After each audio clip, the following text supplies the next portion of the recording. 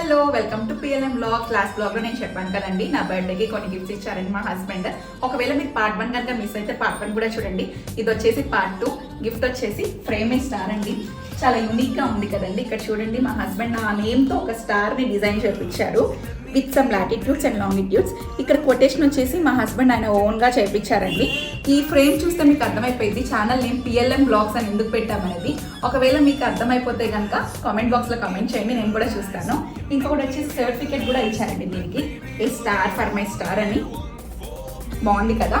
ఇంకొక cute gift కూడా ఉందండి, అది కూడా నేను మీకు చూపిస్తాను. ఇది వచ్చేసి లైవ్ ఎక్స్పీరియన్స్ చేస్తే బాగుండిద్ది చూసేదానికంటే. బాగుంది కదండి. నా బర్త్డే ఫొటోస్ కూడా నేను మీకు షేర్ చేస్తాను.